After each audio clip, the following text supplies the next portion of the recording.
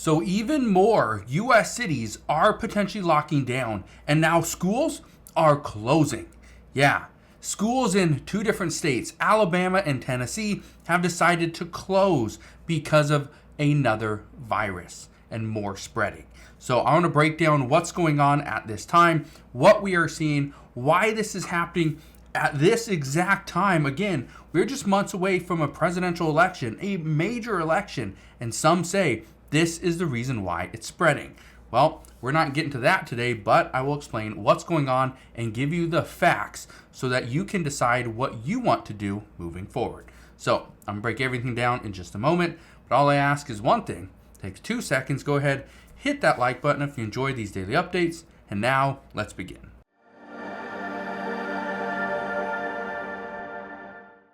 So let's get right down to the facts, and let's start with the most important one. Just look at this right here.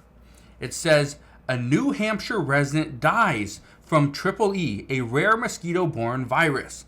If you don't know what that is, that's the Eastern equine encephalitis. This has a 30% mortality rate.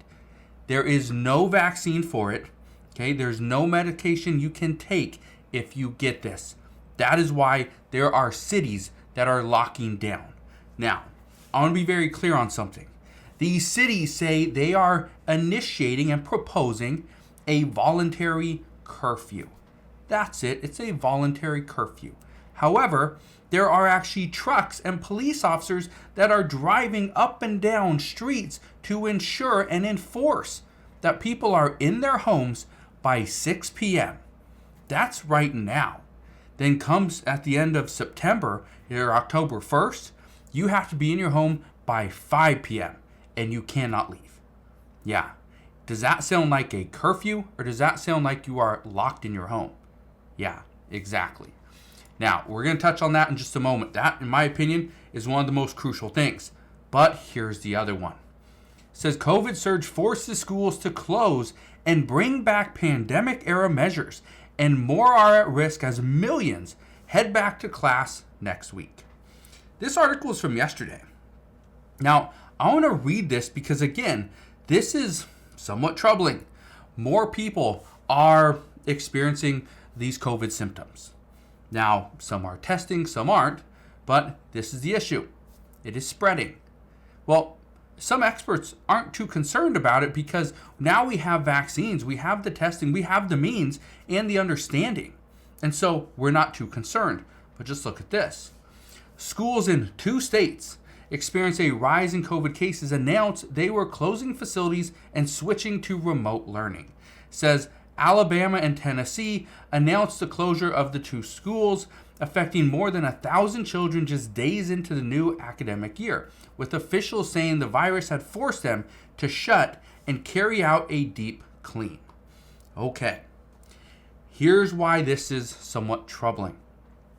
Now, I'm not here to, you need to get the shot, you don't need to get it. I'm not here to, vouch for this one way or another. I'm here to give you the facts. And the fact is this, that many schools are going to close down this year. Many schools are going to close down for deep cleaning. Some are going to close down because the spread is too much. Teachers are getting sick and they're calling in, sick, and there's no subs, right? We've had a lot of layoffs regarding schools and education, right? We don't have the teachers that we once did. Because of that, there might be certain times where classrooms don't have a teacher because there's nobody there to teach it. So again, that's part of the issue. I want to show you this. It says health experts warn against COVID complacency in schools amid the surge. Many people, and I've talked about this before, there is a new trend going on. It's called #DoNotComply. And this is something that many experts are highly concerned with, that people will not comply with what the CDC is recommending. Well, how could they? Because look at this. This is actually from the CDC. It says the CDC has no plans to close schools in the event of an Mpox outbreak. Now, Mpox, okay? Mpox is something that we can see. So, again, Mpox, COVID, EEE, what's going on at this time? What is happening? Can people actually trust what the CDC is saying, or should we not? Should we trust what the World Health Organization is saying, or should we not? Should we go against them? Well, here's one thing I can tell you. It said, face masks are back in the South. Can they return to New York and New Jersey? Well, here's the thing. People are right now driving around with a face mask on because they are highly concerned. Some of which, I understand. It's understandable. They don't have the greatest immune system. So they want to protect themselves not just from COVID or Triple E or potentially Mpox, but from even something as simple as the common cold. And I understand that. But here's where things are taking a turn. I've said this before, and I will continue to say it again. We are going to see more lockdowns. And I told you this in the beginning. I told you this a couple weeks ago, that these are not technically lockdowns. They're calling them voluntary curfews. But yet they are enforcing a voluntary curfew. And according to a few reports, they will actually fine you if they see you on the street. They say it's a disturbance, and they will fine you for it. Now, this is the big issue, though. This New Hampshire resident dies from Triple E, a rare mosquito-borne virus. Now, earlier today, I took my son out for lunch for his birthday, and on the TVs, that's all we saw. Right? New Hampshire resident dies. New Hampshire resident, life taken due to rare mosquito-borne illness. That's all we saw. And everyone's eyes are just looking up at that TV. Now, here's what I can tell you. This was not in Massachusetts, or this was not in New Hampshire. Okay? This is a New Hampshire resident that died. The first case was in Oxford, Massachusetts. Look at this. It says Massachusetts towns battles rare Eastern equine encephalitis mosquito virus. State health officials announced last week a man in his 80s had caught the deadly virus, the first human case found in Massachusetts since 2020. You know what the first case in New Hampshire? This was the first case since, I believe, 2014. So it's been 10 years. 10 years. That's why it's an issue. Look at this. This is the real problem. This mosquito virus with a 30% death rate is found in Massachusetts and New York. New York. Okay? It's found in horses in New York. I want to show you this. I want to read a little bit of this to you. Okay? Look at this right here. It says officials have closed down parks and fields in Plymouth, Massachusetts, from dusk to dawn after discovering the presence of a fatal mosquito virus called Eastern equine encephalitis. Overnight, they sprayed chemicals in an attempt to kill off mosquitoes. First off, they are telling you to stay indoors. But here's the thing. You can spray for mosquitoes. Right? There's things you can do to get rid of mosquitoes. Smoke helps get rid of mosquitoes. Right?